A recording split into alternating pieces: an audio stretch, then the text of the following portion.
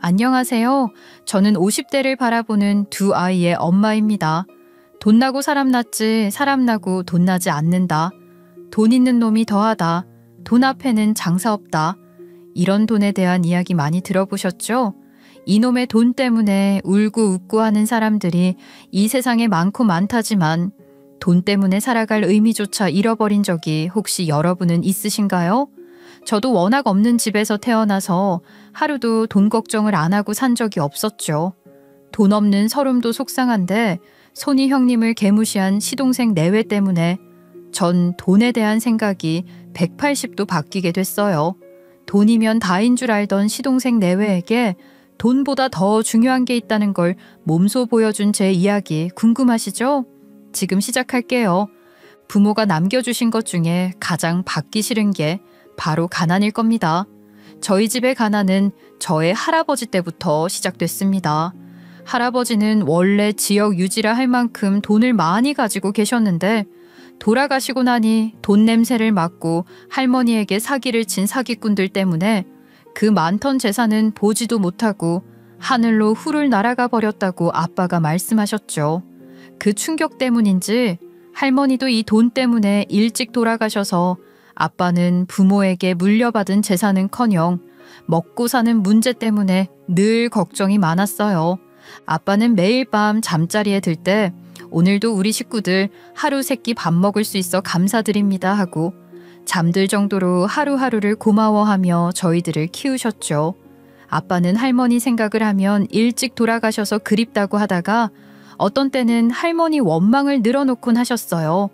어릴 때 생각을 해보니 아빠도 잘난 부모 만나서 살았으면 우리들 고생 안 시켰을 건데 잘난 부모를 만나지 못해서 저희가 늘 고생이라며 이야기를 했죠. 엄마, 아빠, 나 그리고 남동생 중 3대째 이어진 가난 때문에 가장 힘들었던 건 바로 저였습니다. 왜냐면 저희 네 식구 중에 온전한 몸을 가진 사람은 저뿐이었거든요. 아빠는 예전에 건축 시공을 하는 일을 했었는데 기계 오작동으로 손가락이 잘려 장애인이 됐는데 그것도 하필 오른손을 다쳐 그 어디에도 오른손을 못 쓰는 사람은 할 수 있는 게 없다며 일자리를 구할 수가 없었어요. 그리고 어머니는 그런 아빠를 대신해 겨울에 일을 나갔다가 빙판길에 크게 넘어져서 허리 수술까지 했어요. 허리 수술 후 후유증 때문인지 엄마는 10분도 서 있지 못하니 일을 할 수가 없었죠. 그리고 사지 멀쩡한 제 남동생은 겉은 멀쩡하지만 어릴 때 학교 폭력 때문인지 왕따 때문인지 애가 공황장애와 우울증이 크면서 심해지더라고요. 그래서 방 밖으로는 절대 나오질 않고 세상과 단절하며 살았습니다. 그나마 제정신 가지고 온전한 몸을 가진 건 저뿐이라서 저는 우리 집안의 가장이 될 수밖에 없었죠. 온갖 허드렛 일을 다 하기도 했지만 대상포진이 심하게 걸린 후 이렇게 아프면 우리 가족은 누가 돌보나란 생각에 가슴이 더 아팠어요. 그래서 전 그냥 우리 가족 셋이 밥만 먹고 살 정도로만 벌자 하는 생각으로 돈을 벌었습니다. 사실 그것도 힘든 거 다 아시죠?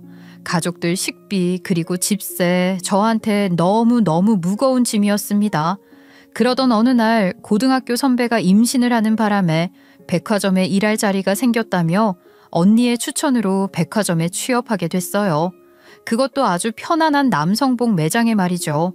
남자들은 여자들만큼 쇼핑을 안 해서 남성복 매장에는 그렇게 손님이 많지 않았어요. 어느 날 한 손님이 오더니 누군가를 막 찾는 겁니다. 그래서 저는 손님을 응대했고 누굴 찾으시냐 물었더니 자기가 여기 단골인데 예전에 계시던 매니저가 어디 갔냐고 물었죠. 그래서 저는 임신을 하셔서 출산 휴가를 가셨다고 말을 했고 말을 했더니 그 사람은 저를 물끄러미 쳐다보더니 옷 볼 줄 아냐고 물으시더라고요. 그래서 저는 네라고 얘기했죠. 솔직히 옷에 대해 잘 안다고 해야지 모른다고 하면 매장 매출이 줄어들고 그러면 저한테도 손해니까요. 그래서 그 손님에 맞는 옷들을 골라줬고 손님도 생각보다 마음에 든다면서 좋아하시더라고요. 알고 보니 그 손님은 우리 매장 단골 고객이었고 매주 한 번씩 오시더라고요. 그런데 어느 날 저보고 연예인 누굴 닮았다고 했다가 어느 날은 우리 어디서 본 적 없냐면서 이렇게 자꾸 실없는 소리를 했어요. 제 성격 같아서 이렇게 실없는 소리 하면 꺼져라 라고 말할 테지만 현실은 그럴 수가 없었죠. 그래서 그냥 몇 번 맞장구를 쳐줬는데 이 남자 약간 여자들한테 눈웃음 흘리고 다니는 것 같은데 이런 생각도 들더라고요. 왜냐면 저희 매장에만 오면 과자나 빵이나 이런 것들을 들고 와서 먹으라고 하면서 절 엄청 잘 챙기더라고요. 그런데 그 손님에 대한 소문이 좋진 않았어요. 여자가 많다. 엄청 부잣집 아들이다. 그리고 백화점 VVIP 더라 등등 소문이 많았죠. 그리고 백화점 내에서도 여직원 몇 명이랑 사귀었었다 하더라고요. 저는 그 말을 듣자마자 저런 놈이랑 결혼하는 여자는 인생이 끝났네 끝났어 이런 생각을 했습니다. 그러던 어느 날 그 고객이 거의 백화점 시간이 마칠 때쯤 찾아왔더라고요. 마감 시간이 다 되어가니 혹시 필요하신 게 있으면 다음에 찾아놓겠다고 하니 옷 사러 온 게 아니라 저 보러 왔다는 거 있죠? 그러면서 할 말이 있다고 나가서 이야기하자고 하더군요. 저도 이 남자의 어장 속 물고기 한 마리가 된 것처럼 되는 게 아닐까 두근 반 세근 반 하면서 그 남자를 따라갔습니다. 그런데 예상 밖으로 절 포장마차로 데려가서 가락국수랑 소주를 한 병 시켰죠. 외모만 보면 와인이나 위스키 마실 것 같은데 가락국수랑 소주 좀 의아했습니다. 일하기 많이 힘들지 않아요? 아니요. 아시다시피 백화점 내에서 남성복 매장에서 일하면 많이 편하잖아요. 아니 그게 아니라 진상 고객도 있을 거잖아요. 뭐 한 번씩 있죠. 근데 저는 아직 그렇게 심한 분들은 만나보지 못했어요. 내가 앞으로 진상 고객이 될 것 같은데 이거 어쩌죠? 네? 그게 무슨 말씀이세요? 내가 앞으로 희정씨 진상 고객이 될 것 같다고요. 아니 손님은 저희 VVIP시고 뭐 진상 고객이라고 할 만한 이유가 전혀 없는데요. 내가 앞으로 희정씨 많이 괴롭힐 거예요. 희정씨를 내가 너무 좋아하게 됐거든요. 전 순간 마음이 멈칫했습니다. 드디어 올 게 왔구나 생각했죠. 여자들한테 술 먹이고 가락국수 사주면서 나랑 사귈래 하는 작전이 빤히 보였거든요. 그런데 그날따라 그 남자 눈빛이 촉촉한 것이 이래서 여자를 홀린다는 말을 듣구나 생각했는데 전 다시 정신을 차리고 절대 안 넘어간다고 생각했죠. 아무리 고객이라도 이건 아니다 싶어서 당당하게 이야기를 했습니다. 고객님, 그동안 저희 매장 이용해 주신 거 너무 감사한데요. 고객님이 뭐하러 절 좋아하시겠어요? 저와 사는 수준이 많이 다르시잖아요. 저희 집 가장이에요. 엄마 아빠 건강 안 좋으셔서 일도 못 하시고요. 남동생은 공황장애 있어서 지방 밖으로도 나오지도 않아요. 딱 이야기 들어보면 저희 집 상황 계산되시죠? 그러니까 이런 말 저한테 하지 마세요. 고객님한테 득될 거 하나 없어요. 난 더 좋은데요? 네? 뭐가요? 희정씨의 그 당당함 그리고 솔직함이요. 전 더 끌리는데요. 연애나 한번 해볼까 생각했는데 이거 결혼까지 생각해봐야겠네요. 정말 웃겼습니다. 돈 있는 사람들은 이렇게 이 여자 저 여자한테 고백하고 다니면서 실실거리며 웃는 게 재미인가 봐요. 저처럼 식구들 끼니 걱정하며 사는 사람들에게 이런 사람들은 한마디로 재수탱이었죠. 그런데 그 사람이 하는 말이 좀 놀라웠습니다. 소주를 한 잔 주더니 자기가 이 백화점 VIP다. 그리고 내가 무슨 돈 있는 집 자식이다. 그리고 백화점 여자들을 여러 홀리고 다닌다는 것은 다 말도 안 되는 소문이라고 했어요. 그리고 저더러 이게 소문이 아니라 자기가 바람둥이 돈 많은 날라리라고 생각이 들면 이 술 먹지 말고 집에 가시고 그게 진짜가 아니라고 생각하면 이거 마시라고 했죠. 전 어떻게 해야 될지 몰랐습니다. 그래서 저는 소주잔을 들었다 놨다 몇 번을 고민을 하다가 결국 술이 죄냐? 일단 한 잔 먹고 얘기나 들어보자 싶어서 원샷을 했습니다. 그리고 그 남자는 제게 말했죠. 자기는 한 중견 기업의 회장 비서로 일을 하고 있고 회장이랑 자기랑 몸매가 비슷해서 옷을 대신 골라주는 것이라고 했고 차는 물론 백화점에서 이 여자 저 여자랑 사귀고 여자들 홀리고 다녔다는 말은 그 여자들이 자기한테 대시를 했다가 이 남자한테 까여서 그런 나쁜 소문을 내고 다녔다고 하더라고요. 그러면서 저한테 자기 명함을 주는데 정말 비서라고 딱 적혀 있더라고요. 근데 저는 비서라고 명함에 적혀 있으니까 이상하게 기분이 더 좋았어요. 저랑 수준이 조금은 비슷해진 기분이랄까? 그날 저는 그 남자와 포장마차에 앉아서 밤새 얘기를 했습니다. 서로 살아온 이야기, 그리고 힘들었던 이야기, 부모님 이야기 등등 여러 가지들을 말이죠. 그리고 저희는 백화점 안에서는 고객과 직원 사이로, 밖에서는 연인 사이로 그렇게 1년을 사귀었어요. 그리고 정말 그 남자의 말대로 그는 제게 프로포즈를 했고 저희는 결혼을 승낙받기 위해서 시어머니를 찾아갔습니다. 예비 남편은 아버지를 일찍 여의고 어머니 혼자서 아들 둘과 딸 하나를 키우셨더라고요. 시어머니는 그냥 평범하신 분이었습니다. 집에 저를 보고 그냥 조용히 웃으시더니 밥을 차려주시고 기본적인 것들을 물어보시더라고요. 그래, 희정 씨라고 했나?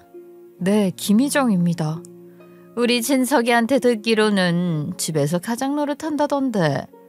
네, 저희 부모님은 몸이 좀 편찮으시고 동생도 좀 사회생활을 할 수 없는 그런 상태였어요.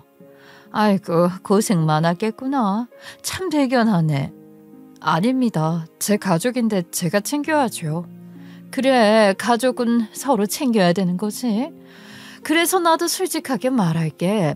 솔직히 진석이도 내가 바라는 대로 되진 않았어. 장남이고 나도 진석이에 대한 기대가 컸거든. 근데 어떤 회사에 회장 뒷공문이나 쫓아다니면서 비서한다고 했을 때 내가 얼마나 속이 상하던지. 장남이란 놈이 누구 보조해주는 일만 하니까 그때 포기가 되더라고. 자식은 내 마음대로 안 되는 걸.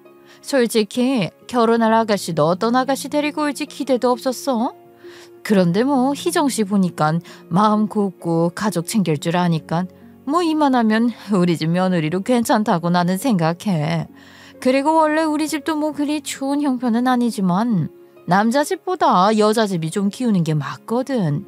그래야 서로 얼굴 붉힐 일이 없다고 하더라고. 뭐 그런 이런저런 조건이 맞으니까 나도 희정씨, 아니 희정이 너를 내 며느리로 생각하고 시어머니로서 잘할 테니 우리 잘 지내보자. 알았지? 조신하게 말씀하시긴 했지만 뭔가 기분이 나쁘더라고요. 당신 아들에 대한 기대도 없고 그래서 그냥 저같이 집안이 기우는 남편 기죽이지 않는 며느리면 된다는 그런 말로 해석이 됐어요. 그런데 저에 대해서 평가하는 거는 솔직히 아무렇지도 않았어요. 사실이 아닌 것도 아니고요. 저희 집이 좀 기우는 편이라 혹시나 결혼을 반대하시면 어쩌나 생각했는데 시어머니는 큰 반대 없이 저희 결혼을 승낙해 주셨죠. 그렇게 결혼을 하고 그래도 저는 장남이니까 시어머님 댁에서 어머니 모시면서 3년은 살아야겠다고 마음을 먹었습니다. 은근히 기분 나쁘게 하는 이게 바로 10월드구나. 저는 그때 생각을 했어요. 시어머니는 신혼 초에는 절 구박하거나 드라마에 나오는 그런 못된 행동을 하지 않으셨는데 문제는 다른 곳에 있었습니다. 시동생과 신우가 있었는데 시동생은 엄청 잘 나가는 대기업에 다니고 있었고 신우는 바리스타 자격증을 따서 카페를 차렸는데 커피 맛이 너무 좋아서 사람들에게 입소문이 났고 신우네 카페 커피 맛을 보러 일부러 지방에서 오는 사람도 있다고 하더라고요. 한마디로 시동생은 대기업 다니는 엘리트, 신우는 돈 잘 버는 효녀였죠. 이렇게 잘난 동생이 둘이 있으니 남편과 저는 그냥 말만 장남 맏며느리일 뿐 실속은 시동생과 신우가 다 챙겼죠. 시동생과 신우는 늘 명품을 휘감고 돈을 모을 생각은 아예 하지도 않았는데 특히 신우는 장사가 잘 되는 달은 시어머니한테 선물도 사주고 좋은 데도 데려가고 그러는 걸 보면서 나도 신우처럼 돈을 많이 벌면 우리 엄마한테 저렇게 해줄 수 있을 텐데 하고 생각했습니다. 그런데 여자의 적은 여자라는데 저는 신우보다 시동생이 하는 짓이 정말 미웠어요. 한 번씩 남편이랑 주말에 쉴 때면 둘이 거실에 앉아있는 경우가 많았는데 시동생은 형 인생은 왜 그러냐면서 핀잔을 주곤 했습니다. 형, 요즘도 장 회장 옷 골라주고 다녀? 나중에는 뭐 장 회장 똥구멍까지 닦아줄 거야. 이제 나이도 있는데. 야 임마, 내가 좋아서 하는 거야. 회장님 바쁘시잖아. 그리고 운동 열심히 하셔서 체격도 나랑 비슷하시고 그렇게 열심히 사는 거 보면서 존경스러워서 내 스스로 하는 거야. 이 자식이 알지도 못하면서. 그래, 형은 옛날부터 순진해지. 만날 손해보는 짓만 하고. 솔직히 그 월급 얼마 받아? 나만큼 벌어? 말이 비서지. 그거 완전 회장 시다야 시다. 아, 이제 그만 장 회장 뒤치다거리 그만하고 형도 그냥 평범한 회사 다녀. 일을 열심히 해서 능력을 보여주라고. 아, 누구 뒤치다거리라면서 능력을 인정받는 걸 누가 인정해주겠어. 그리고 막말로 그 장 회장 죽으면 어떡하려고 그래. 그만해라. 듣기 싫어. 난 솔직히 형이 왜 이러고 사는지 모르겠어. 양복 입고 다닌다고 해서 사람들이 알아주는 거 아니야. 이 안에 내면과 이 찐이어스 한 머리, 이게 있어야지. 아, 내가 말할 때 잘 들어. 옆에서 들으니 정말 못 들어주겠네요. 도련님은 연봉이 얼마인지 모르겠는데 이 사람 그래도 회장님한테 능력 인정받고 연봉도 매년 오르고 있어요. 그리고 그런 일만 하는 건 아니잖아요. 앞으로 회사에서 중책도 맡을 거라고요. 형수, 아이 참, 형수도 뭔가 착각하고 있는 것 같은데 우리나라에서는 말이죠. 이 비서라는 인식이 그리 좋지가 않아요. 아, 청와대 비서실장도 아니고. 안 그래요? 이제 그렇지도 않아요. 사람들 인식이 많이 바뀌었다고요. 그리고 사람들이 이 사람 무시하고 손가락질해도 형이 하는 일에 대해서 그렇게 비하하는 건 좀 아니라고 생각해요. 비하요? 아이, 지금 형수도 마찬가지고 아무도 주변에서 형의 인생에 대해서 조언을 해주는 사람이 없단 말이에요. 아마도 형 주변에 형이 제일 걱정하는 사람이 저밖에 없을걸요. 엄마도 지금 포기했고 쟤는 지장사 한다고 형제고 뭐고 신경도 안 쓰고. 이런 거 보면 진짜 차라리 내가 장남이면 좋겠다고 생각해. 그럼 형 진짜 멱살이라 줬고 제대로 살라고 말할 수 있잖아. 뭐 임마? 아니, 내가 장남이었으면 그랬다고. 아이, 왜 예능을 또 다큐로 받아들여. 이렇게 융통성이 없으니까 뭐가 안 되지. 진짜 전 결혼한 지 몇 년 된 것도 아니고 신혼 초라서 시동생한테 대들지도 못했는데 그때 시동생을 제대로 쥐어박았다면 남편이 덜 힘들었지 않을까 생각도 했습니다. 남편 편을 못 들어줘서 정말 너무 미안했죠. 하지만 남편은 동생이 하는 말이니까 하고 늘 그냥 넘어갔습니다. 하지만 남편 얼굴을 보면 남편은 자존심이 엄청 상해서 동생이 그런 시동생이 그런 말을 한 날에는 말도 한마디 하지 않고 혼자서 멀리 산책을 갔다가 저녁 늦게 들어오곤 했죠. 그리고 시동생은 자기 자랑도 자랑이지만 자기 여자친구에 대해서 정말 귀에 딱지가 않도록 자랑을 늘어놓았죠. 엄마, 아랑이가 유럽 갔다 오면서 엄마 이거 사주더라고. 엄마 드리래. 어머, 이게 뭐야? 가방이지. 엄마, 아랑이 밀라노 갔다 왔잖아. 어머, 이거 명품 아니야? 그래, 우리 엄마 정도면 명품 들어야지. 아, 이거 참, 내가 먼저 사주려고 했는데 우리 아랑이가 이거를 탁 캐치를 해버렸네. 어때? 좋지? 그럼 내 친구들은 모임 나가면 다 명품백 들고 나오던데 나만 맨날 천조가리 가방 들고 가고. 자식이 셋 있으면 뭐해. 아무도 그런 거 신경 안 쓰는 걸. 그러니까 아랑이가 엄마 챙기잖아. 아, 진짜 아랑이는 돈 많은 집애라서 그런가? 생각하는 자체가 틀려. 생각하는 자체가. 엄만 좋겠네. 명품 가방도 받고. 근데 나는 나도 시자 들어가는 사람이야.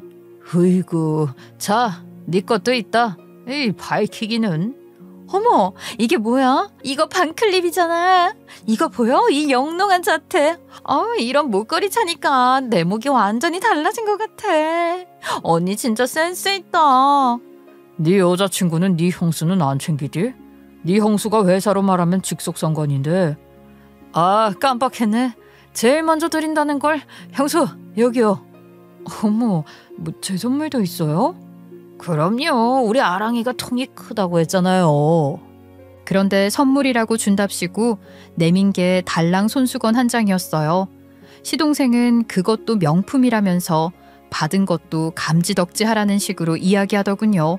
기가 막히더군요. 손수건 꼬라지를 보니 예비 동서란 사람이 어떤 인성을 가졌는지 예상이 되었죠. 신혼 초에는 예비 동서가 여행을 다닌다며 시댁에 코빼기도 안 비추다가 지가 이제 잠깐 시간이 난다면서 절 보러 시댁으로 온다더라고요. 예비 동서가 온다는 말에 시어머니는 새벽 일찍 일어나 시장을 봐야 한다며 절 데리고 다녔죠. 제가 인사 왔을 때는 그냥 특별할 것도 없는 반찬에 국, 찌개였지만 전 그래도 좋았습니다. 그런데 이렇게 예비 동서랑 저를 먹는 걸로 차별을 하니까 좀 화가 나긴 하더라고요. 전 무거운 시장 바구니를 들고 낑낑거리며 집에 갔는데 예비 동서가 와 있더라고요. 그래서 땀을 뻘뻘 흘리며 예비 동서가 준 손수건으로 땀을 닦는데 예비 동서는 절 완전히 유령 취급하더니 시어머니한테 안기더라고요. 어머니 진짜 보고 싶었어요. 어머니도 저 보고 싶으셨죠? 아이고 그럼 아랑이 잘 지냈어? 여행 다녀왔다며? 네, 엄마랑 이번에 시간 좀 보내고 싶었거든요. 곧 저도 이 집 며느리가 될 거라서. 그럼 잘했다. 안 그래도 진우한테 물어서 너 좋아하는 반찬 많이 만들어줄 테니까 조금만 앉아서 기다려. 네. 혹시 형님? 네, 반가워요. 얘기 많이 들었어요. 아, 네. 근데 저보다 2살 아래라고 들었는데. 아, 그런가요? 몰랐네요. 아직 결혼 전이니까 우리끼리 있을 땐 말 까도 되지? 네? 뭐 얼굴만 보면 내가 한참 어려 보이지만 그래도 나보다 어리니까 형님이랍시고 나한테 이래라 저래라 하면 나 진짜 가만히 안 있는다. 내가 왕년에 학교 다닐 때 껌 좀 씹었거든. 예비 동서와의 첫 만남은 아주 강렬했어요. 대놓고 지가 나이가 2살 많다면서 보자마자 말을 놓지 않나 지한테 형님 노릇하면 가만히 안 있는다고 하니 저런 게 있나 싶더라고요. 예비 동서는 결혼 전부터 시댁을 들락날락거리며 시어머니한테 5만 가지 선물을 주며 잘 보이려고 애썼고 시동생보다 3살이나 많은데도 애교가 장난이 아니었죠. 단 저한테는 그 애교를 보여주지 않았지만요. 한 번씩 시댁에 오는 날이면 나한테 이거 가져와라 저거 가져와라 완전히 지하인 부리듯 부리고 항상 하는 말이 나는 아직 이 집안의 정식 며느리가 아니라서 부엌에 갈 필요가 없다며 손 하나 까딱하지 않았죠. 예비 동서의 등장으로 본격적인 시집살이도 시작됐어요. 시어머니도 예비 동서의 선물에 눈이 돌아가서 예비 동서랑 같이 절 헐뜯기도 했죠. 우리 친정이 없는 집안이고 친정 식구 하나 제대로 된 사람이 없다며 내 앞에서 절 조롱하면서 자기들끼리 웃더라고요. 하루는 내가 화장도 안 하고 수수하게 다니는 걸 보고 노안이 유전이냐면서 예비 동서가 그런 말을 하더라고요. 전 시어머니한테 이게 말이 되냐며 도저히 못 참겠다며 예비 동서 교육 좀 시켜야겠다고 했는데 시어머니는 오히려 저한테 소리를 지르더라고요. 제가 예비 동서에게 나이 어리다고 막대하면 가만히 안 있겠다고 했다고 하면서 시집살이 각오하라고 했고 예비 동서는 제가 무서워서 시댁에 못 오겠다는 말도 했다는 거예요. 진짜 지가 나한테 한 소리를 내가 했다고 하니 우라통이 터지더라고요. 시어머니 없을 땐 저한테 막말을 해댄 게 누군데 전 진짜 속상해서 남편에게 이 모든 걸 이야기했어요. 정말이야? 진우 이 자식 도대체 결혼도 안 한 여자가 지 형수한테 함부로 하는데 보고만 있었다는 거잖아. 이거 내가 가만히 안 둬? 여보, 도련님 잘못 아니야. 도련님이 어쩌면 모를 수도 있어. 난 그냥 집에 큰 소리 나는 거 싫어. 근데 도저히 여기선 못 살겠어. 너무 스트레스 받아서 우리가 아이를 못 가질 수도 있다는 생각이 들어. 아휴, 나 어떡해? 그럼 우리 나가자. 이 꼴 저 꼴 보지 말고 우리 둘이 살자. 남편은 시어머니한테 분가를 한다는 말을 했는데 시어머니는 속상했던 나머지 이걸 예비 동서에게 이야기를 전했다고 하더라고요. 그러자 예비 동서는 시어머니에게 제가 시어머니 모시기 싫어서 아주버님 꼬셔서 나가는 거라고 그럴 줄 알았다면서 제 욕을 실컷 했다고 합니다. 시어머니는 예비 동서의 말을 듣고 더 화가 나서 남편에게 정말 험한 말을 했죠. 지 엄마 버리고 마누라 치마 폭에 쌓여서 내 아들이 달라졌다면서 이 모든 게 저 때문이라고 나쁜 년이 들어와서 집안을 완전히 말아먹는다면서 저한테 욕을 하는데 전 진짜 뭐 때문에 이 지경까지 왔나 싶어 눈물만 흘렸죠. 솔직히 예비 동서가 나타나지 않았다면 시어머니한테 이런 욕 들어 먹을 일도 없고 남편이랑 전 시어머니 모시면서 잘 살았을 텐데 정말 예비 동서를 찾아가 왜 그랬냐고 따지고 싶었을 정도로 분노가 멈추질 않았죠. 남편은 시어머니가 저희한테 니들은 인정머리 없는 것들이라며 짐을 싸가며 나가는 길에도 저희한테 저주를 퍼부었고 남편은 시어머니가 그러거나 말거나 내 마누라가 중요하다면서 나간다고 말했죠. 여기까진 좋았습니다. 그런데 남편은 결혼 전부터 월급을 시어머니한테 맡긴 터라 신혼 후 남편이 모은 돈은 별로 없었어요. 그리고 남편 자존심에 시어머니에게 그동안 모은 자기 돈을 달라기에도 자존심이 상해서 말을 못했는데 저한테 엄청 미안해 했죠. 전 괜찮다며 둘이 있으면 그게 천국이지라고 다독였고 우리는 옥탑방에서 다시 신혼생활을 시작했습니다. 그렇게 한 달 후 예비 동서가 결혼 날짜를 잡았다는 소식이 들려왔고 나는 그래도 가족이니 참석은 해야겠다 생각했는데 예비 동서는 갑자기 연락 와서 할 말이 있다고 집 근처에서 만나자고 했죠. 늙은 노친을 보내고 둘이 사니까 좋냐? 좋아. 이게 진짜 너 말 함부로 할래? 이제 하다하다 옥탑방까지 기어 올라가서 사니? 안 그래도 꼬라지가 거지 같은데 집도 딱 너 같은데 골랐다. 네가 이 집 사는데 보태줬어? 자꾸 내 혈압 오르게 하지 말고 꺼져. 꺼지라고. 내가 너무 걱정이 돼서 말이야. 너 내 결혼식 안 올 거지? 그지? 뭐? 나한테 그렇게 욕을 먹었는데 오고 싶을까? 근데 난 그게 걱정되더라고. 꼬라지가 이런 네가 내 결혼식에 와서 형님이라고 나대는 꼴을 볼까 봐 요즘 잠이 안 와. 아우 이것 봐. 피부도 엉망이야. 잠을 못 자서. 아무튼 확답받으려고 왔어. 진짜 내 결혼식에 오지 마. 알겠어? 내가 돌았냐? 너한테 축하를 해주게. 네가 오라고 해도 안 가. 어쩌면 소갈딱지가 저럴까. 도대체 넌 어떻게 살았길래 행실이 그 모양이야? 다른 건 몰라도 너보단 잘 살았어. 이제 내 말귀를 좀 알아들을 것 같네. 야, 결혼식뿐만 아니라 난 너랑 평생 안 봤으면 좋겠어. 그러니까 그 낯짝 나한테 보이기만 해봐. 완전히 밟아버릴 거니까. 전 어떻게 인간이 저렇게 못된 말만 골라 할 수 있나. 정말 이해가 되지 않았어요. 결혼식에 안 가도 문제, 가도 문제일 것 같아서 시어머니한테 이 일을 전화로 말씀드렸는데 돌아오는 답변이 예상 밖이었습니다. 시어머니는 제게 그동안 어떻게 지냈냐는 것도 궁금해하지 않고 자기 말만 하는데 예비 동서가 40억짜리 아파트를 해왔다면서 네 시동생 인생 안 망치려거든. 결혼식장에 얼씬도 하지 말라고 예비 동서랑 똑같은 말을 했어요. 그리고 그날 저녁에 신우도 전화가 와서 제 생각해서 하는 말이라며 말하는데 친척들이 언니랑 오빠는 일이 언니 친정에 일이 있어서 못 왔다고 할 테니까 오지 말라며 절 위하는 척 하는데 때리는 시어머니보다 말리는 신우가 더 밉다더니 그 말이 딱 맞더라고요. 전 이러려고 결혼을 했나 신세 한탄을 혼자서 하고 있는데 갑자기 친정에서 전화가 오더라고요.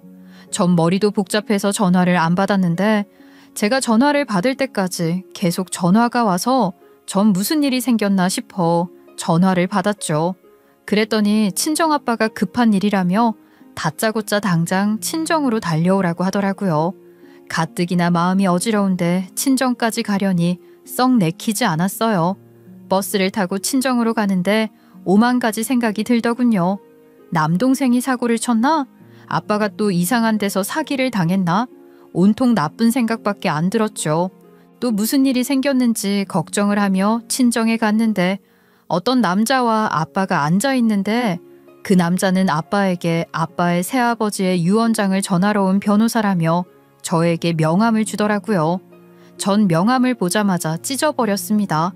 사실 친정아빠는 너무 착하고 순진해서 주변 사람들한테 사기를 많이 당했는데 사기를 당하고도 혼자서 자책하며 아무런 행동을 하지 않았어요.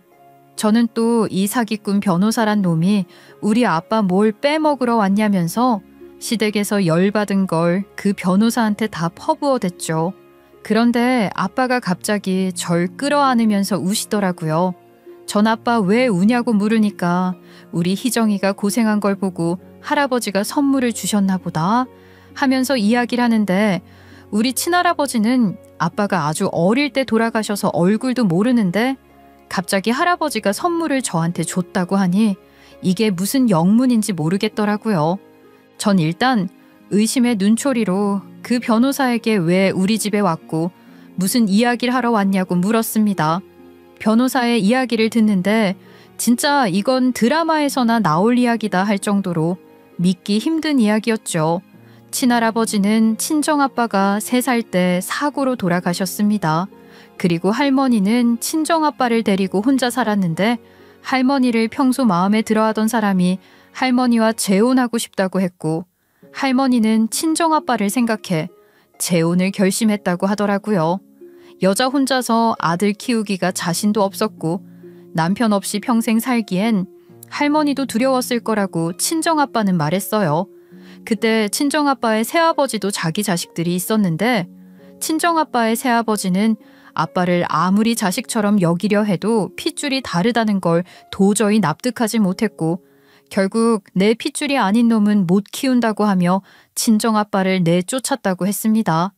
할머니도 그때 힘이 없어서 친정아빠를 친척집에 맡겼는데 그래도 할머니가 친정아빠의 새아버지에게 아들을 그래도 호적에는 올려달라고 애원을 했답니다. 친할머니가 돌아가시고 이제 새아버지랑 볼 일이 없다고 친정아빠는 생각했는데 친정아빠의 새아버지가 돌아가시고 그 모든 재산이 아빠밖에 받을 사람이 없다는 연락을 받았고 친정아빠는 그때 새아버지 자녀가 분명히 2이나 있었는데 어찌 된 일이냐며 연락 온 변호사에게 물었다고 했죠.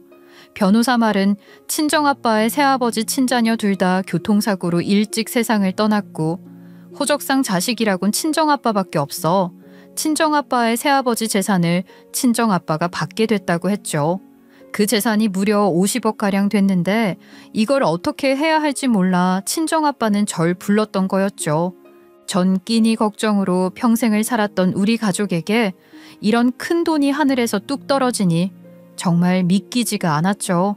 그래서 전 변호사에게 몇 번이고 정말 아빠가 받는 유산이 맞는지 확인했어요. 서류상도 100% 친정아빠가 상속자였고 제가 수십 번 제 볼을 꼬집어도 이건 꿈이 아니라 생시였죠. 전 아빠에게 이 돈으로 가장 하고 싶은 게 뭐냐고 묻자 친정아빠는 그동안 가장 노릇, 아빠 노릇 못한 거 제대로 하고 싶다며 강남에 한 꼬마 빌딩을 샀고 그걸 제 명의로 했는데 하필 그 빌딩이 신우가 운영하는 카페가 있는 빌딩이었습니다. 전 친정아빠에게 그 빌딩이 신우이가 운영하는 카페가 있는 빌딩이라 했고 친정아빠는 내가 그동안 시댁에서 당한 수모를 알고 있었기에 더 잘됐다면서 돈 때문에 시댁에서 받은 서름 돈으로 때려버려라 하시면서 저한테 못난 애비였지만 앞으로 가족들을 위해 열심히 살겠다며 이야기를 하셨어요. 전 친정아빠 말대로 대리인을 시켜 신우이에게 세를 올려달라고 강요했고 신우이는 장사가 잘 되고 있는데 왜 갑자기 세를 올리냐며 건물주를 만나고 싶다고 이야기해서 나는 신우이가 원하는 대로 신우이 카페를 찾아갔습니다. 아니 언니가 여길 웬일이야? 여기 강남이야. 물 흐리지 말고 나가. 나 중요한 손님 오기로 했으니까 빨리 가. 가라고. 누가 오기로 했는데요? 몰라도 돼. 빨리 나가. 언니 여기 앉아있으면 오고 싶던 손님도 안 와. 근데 나도 여기서 약속이 있어서요. 약속? 그냥 동네에서 만나지 뭐하러 강남까지 나와? 혹시 나 괴롭히려고 온 거야? 그럴 리가. 아니 내가 어처구니가 없네. 오라고 해서 왔더니 자꾸 나가라고 하고. 내가 언제 언니를 오랬어. 정신까지 오락가락한 거야? 잠시만. 여보세요? 네 앞에 건물주 있다. 들리냐? 전 신우이 앞에서 전화를 받자 신우이는 무슨 귀신이라도 본 듯 전화기를 떨어뜨렸고 왜 제가 건물주냐며 계속 묻고 또 물었습니다. 저 같아도 올케 언니로 취급도 안 하던 제가 하루아침에 건물주라고 하니 놀랄 노자였죠. 그리고 전 이 건물 명의가 내 이름으로 돼 있는 걸 서류로 증명하자 신우는 말도 안 된다며 너 같은 거지가 어떻게 이 건물 주인이냐며 물었고 난 너 같은 인성 쓰레기가 내 건물에 기생하는 꼴은 못 보겠다며 내쫓아내려고 직접 왔다며 말했습니다. 신우이는 그제서야 상황이 파악된 건지 잘못했다며 제 앞에서 손에 불이 나도록 싹싹 빌더라고요. 돈 때문에 날 무시하던 것들을 하나하나 처리하니 속이 다 후련하더라고요. 역시 돈이 좋긴 좋구나 하는 생각까지 들었으니까요. 하지만 아직 진짜 처리해야 할 쓰레기는 봉투에도 넣지 않은 상황이었죠. 그 쓰레기는 바로 예비동서였습니다. 야, 너 나한테 미안하면 부탁 하나 들어줘야겠어. 그럼 우리 건물주님이 하는 부탁인데 하늘에 별도 타와야지.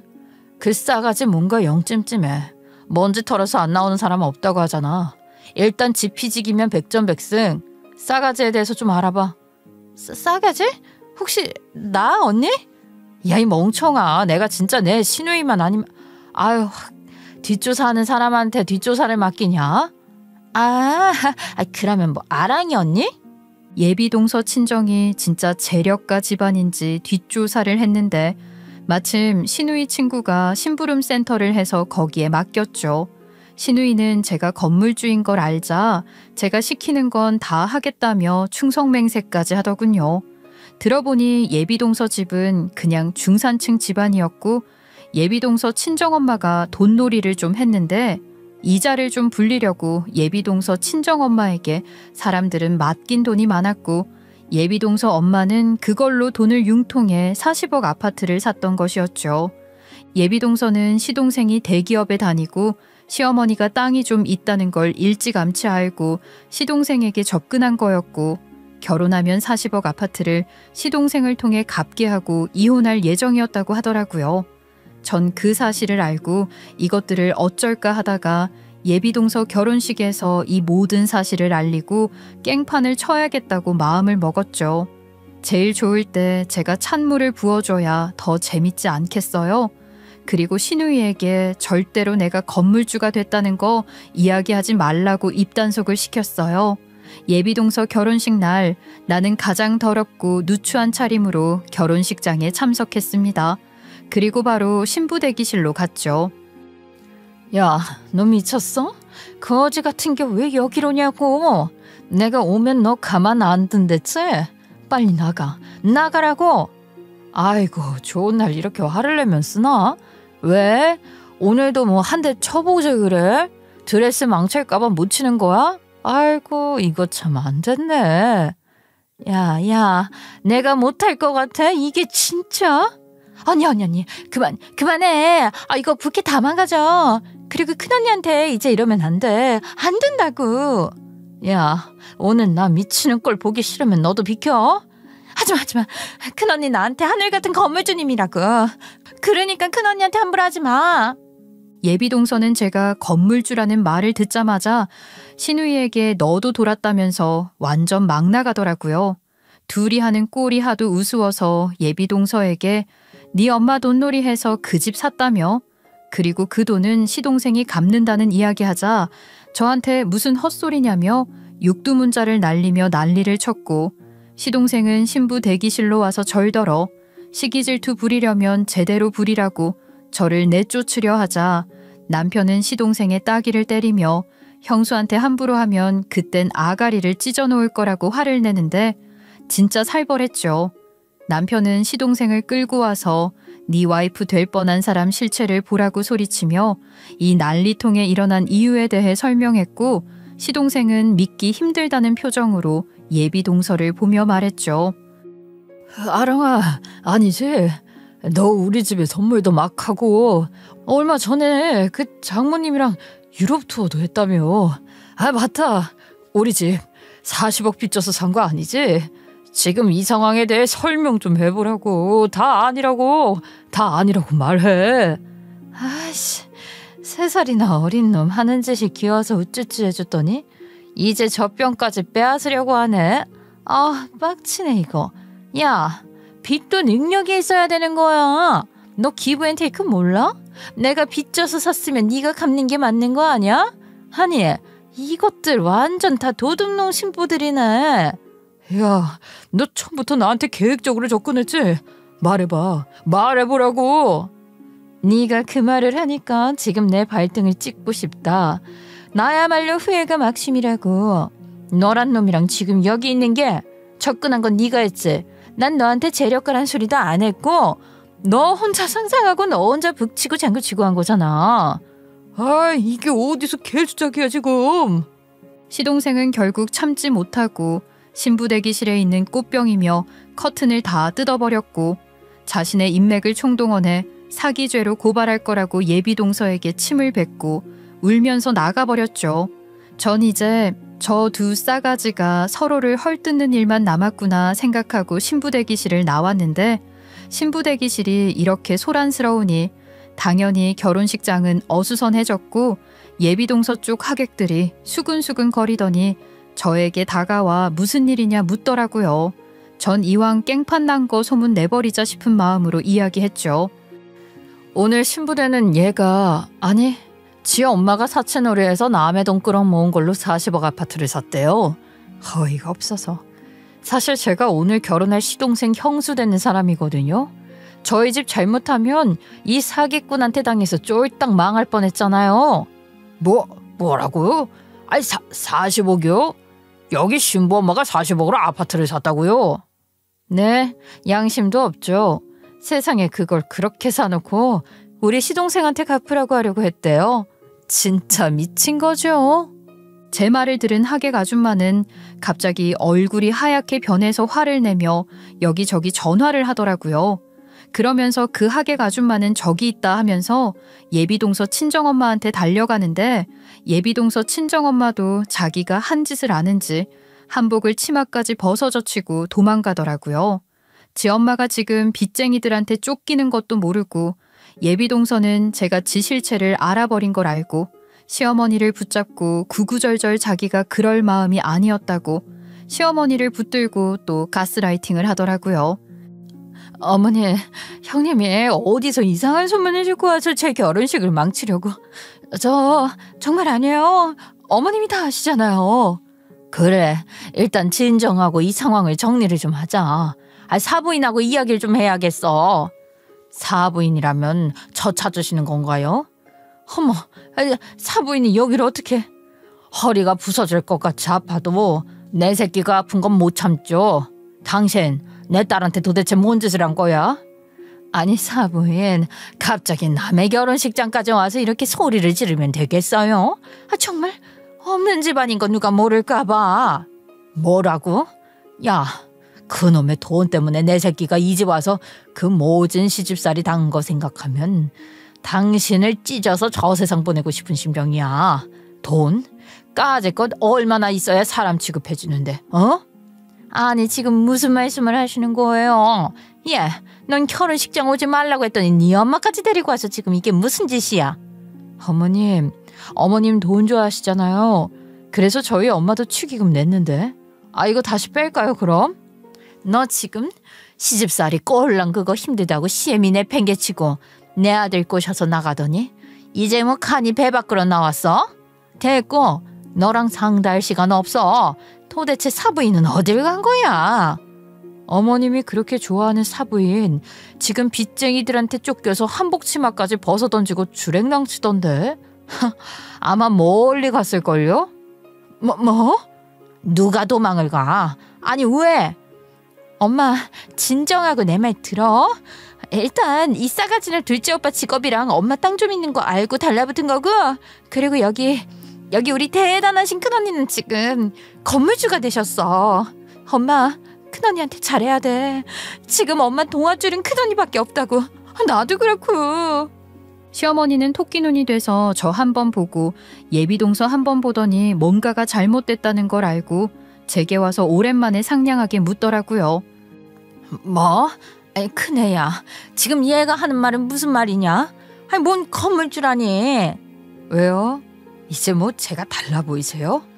아니, 그게 아니라 아유, 미안해서 그렇지. 내가 전현한테 속아서 착한 너한테 모진 말을 하고 아이고 내가 미쳤었나 보다. 내가 미쳤었어. 아이고 우리 사부인 이제 본인이 제정신이 아닌 거 인정하시네요. 돈이 좋긴 좋나 봅니다. 아, 자, 사부인이 좋아하는 돈 여기 있습니다. 친정엄마는 그동안 저 때문에 많이 속상하고 미안했던지 아픈 몸을 이끌고 결혼식장으로 오셨고 세상에 시어머니한테 한 방 날리려고 큰 자루에 10원짜리 동전을 가득 넣어서 시어머니 머리 위로 뿌려버렸죠. 자, 저는 10만 원 축의금 냈습니다. 저 미친 여자 며느리로 맞아서 좋은 고부지간으로 사세요. 우리 딸은 이제 빠질 거니까. 아유, 사부인, 제가 면목이 없습니다. 아우, 정말 제가 왜 그랬는지. 돈이 생기니까 다들 이렇게 달라지시네요. 아, 왜 이렇게 다들 가증스러워요? 왜? 애미야, 아이 그게 아니라 아이고 내가 욕심이 많아서 이런 일이 생겼다. 다 내 탓이야, 내 탓. 언니 이제 그만 화 풀어. 우리 가족이잖아. 응? 사람 괴롭히는 건 아무렇지도 않고 자기들 마음 편하자고 날더러 화 풀라고요? 아니요. 전 좀 생각을 해봐야겠네요. 그리고 너 오늘 이 사달란 거 일단 네 앞으로 들어온 축의금을 위로금으로 생각할 테니까 한 번만 더 돈지랄 떨면 내가 진짜 너 밟아버린다. 알겠어? 참, 그리고 이걸로 눈물이나 닦고. 전 예비동서가 선물로 준 손수건을 적셔서 번진 눈화장을 닦으라고 줬고 예비동서는 억울하다며 울며 불며 손수건으로 눈도 닦고 코도 닦고 하길래 한마디 해줬죠. 아, 참. 그거 아까 변기물에 빠뜨린 거야. 냄새 안 나지?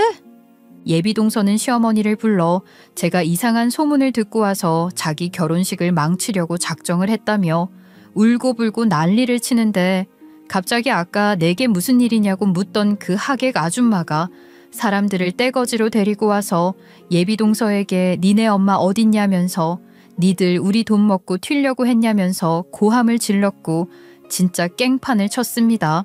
알고 보니 예비동서와 예비동서 친정엄마에게 돈을 빌려준 사람들이 하객으로 참석했고 이 난리통을 보자 모녀 사기꾼 아니냐면서 돈 내놓으라고 했고 결혼식이 아니라 빚쟁이들의 빚잔치가 돼버렸죠.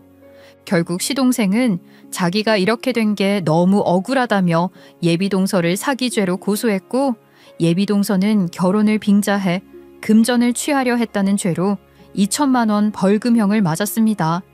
예비동서 엄마는 빚쟁이들을 피해 딸도 버리고 도망가 버렸고 손에 돈 한 푼 안 쥐고 거지꼴이 된 채로 벌금을 갚느라 5만 가지 알바를 뛴다는 소식을 들었어요.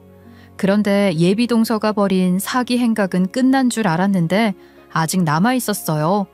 예비동서 친정엄마가 자취를 감추자 예비동서 친정엄마를 찾겠다며 시어머니 집에 사기당한 사람들이 들이닥쳤고 딸까지 놔두고 도망간 엄마가 인간이냐면서 피해자들은 답답한 마음에 시어머니 집까지 찾아와 예비동서 시어머니 어딨냐며 온 집안을 돌아다니며 아수라장을 만들었다고 하더라고요. 시어머니는 그런 것들이랑 이제 상종 안 한다면서 고함을 쳤고 이제 그 모녀는 떠올리기도 싫다면서 시어머니도 억울해 죽겠다고 울었다고 하더라고요. 모든 상황이 어느 정도 정리가 되고 저도 제 마음의 평화를 찾았어요. 친정아빠는 이런 행운을 얻은 게 제 덕분이라며 저희 부부를 옥탑방에서 나오게 했고 새 아파트까지 마련해 주셨어요. 그리고 그렇게 바라고 바랬던 아이도 새 아파트에 이사 온 후 생기게 됐고 현재는 초등학생, 일란성 쌍둥이를 둔 엄마가 됐답니다. 그때도 그랬지만 시댁 식구들은 제게 매일매일 전화하고 찾아와서 미안하다고 해 이제 살짝 귀찮기까지 할 정도입니다. 우리 귀한 며느님, 이거 내가 아주 용한 데서 지어왔는데 매일 따뜻하게 데워서 먹어. 애들 보느라 너무 고생이 많지? 제 애들인데 고생은 무슨요. 근데 이거 보니까 생각나는 거 없으세요? 뭐가? 엄마가 그때 사돈어른이 지어준 한약 패대기 쳤잖아. 아이고, 아유 맞다. 너도 알잖니? 그때 그년 때문에 우리 모두 가스라이팅 당한 거. 내가 그래도 무의식적으로 그걸 기억하고 있었나 봐. 우리 며느님 약을 지어주고 싶더라니까. 병 주고 약 주고지만 일단 잘 먹을게요. 언니, 그 다음은 나. 아니 만날 왜 이래? 줄 서서 사과하는 걸로 아예 컨셉트를 잡은 거야? 딴 게 아니라 이번 달 매상이 올랐어. 그래서 이거. 이거 비싼 거 아니야? 백화점 주얼리 매장에서 본 건데. 언니한테 주는 건 내가 하나도 아까운 게 없어. 그러니 이 신우이의 마음을 받아줘. 야, 너 비켜봐. 지금 여기서 제일 많이 사과해야 할 사람은 나라구나. 형수님, 이거 저 한 푼도 안 쓰고 이번 달 받은 월급입니다. 제가 형수님 아니었으면 진짜 인생 망치고 개털됐을 거예요. 너무 죄송합니다. 형님이랑 형수님 무시하고 잘난 거 하나 없으면서 잘난 척한 거 정말 죄송합니다. 시동생의 눈물을 흘리는데 진심 어린 사과를 하는구나 느껴지더라고요. 전 월급 봉투를 다시 주면서 이거 말고 좋은 사람 만나서 결혼하는 게 나한테 더 큰 선물이라고 했습니다. 전 시댁 식구들을 용서하기로 마음먹었습니다. 가족이니까요. 카페 월세를 시세랑 똑같이 받고 매년 조금씩 인상하고 있고 시어머니는 건물을 쳐다보며 우리 맏며느리 건물은 시어머니가 쓸고 닦는다며 청소는 자기가 도맡아 한다면서 빌딩 청소를 자처하셨죠. 그리고 시동생은 아직도 월급만 타면 우리 형수님 하면서 온갖 선물을 싸들고 매달 우리 집을 찾아온답니다. 남편은 회사에서 인정을 받아 임원으로 승진했고 지금은 부사장까지 한번 올라가서 멋진 아빠, 멋진 남편이 되겠다고 했죠. 남편은 제가 대학교를 못 간 걸 늘 마음에 걸렸다면서 제가 하고 싶은 공부를 하게 적극 지원해줬어요. 그리고 집에 서재까지 만들어서 제가 쉴 수 있는 공간도 만들어주고 시댁에는 절대로 저를 식모 부리듯 하는 낌새가 조금만 보여도 인연 끊을 줄 알라며 단단히 못을 박아두었다 하더라고요. 그리고 우리 친정 식구들, 엄마는 재활치료를 받으며 현재는 저희 아이들을 봐줄 만큼 많이 좋아지셨고요. 제 동생은 정신과 치료를 잘 받아서 지금은 작은 회사에 들어가 당당한 사회인이 되었어요. 전 현재 강남 노른자 땅 건물주이기도 하지만 저처럼 가난을 되물림받아 힘들게 살고 있는 아이들을 보면서 내가 아이들에 위해 할 수 있는 일이 없을까 생각하다가 저소득층 가정에 위해 봉사활동을 하며 하루하루를 의미 있게 보내고 있습니다. 아이들을 볼 때마다 제가 어렸을 때 지독한 가난 때문에 힘들었던 시간을 떠올리며 아이들을 만날 때마다 가난한 건 잘못된 게 아니라고 항상 이야기하며 희망과 꿈을 가진다면 바라던 인생을 살 수 있다고 이야기해주고 있답니다. 여러분, 돈이 아무리 중요하다지만 사람보다 더 중요하겠습니까? 돈이 있으면 많은 것을 할 수 있지만 돈을 쫓는다고 사람 이길 포기하면 안 되죠. 개처럼 벌어서 정승처럼 쓰라는 말도 있듯이 돈을 가치 있게 쓰는지 한 번쯤 생각하는 시간이 되셨길 바랍니다. 모두 건강하시고 지금까지 긴 이야기 들어주셔서 감사합니다.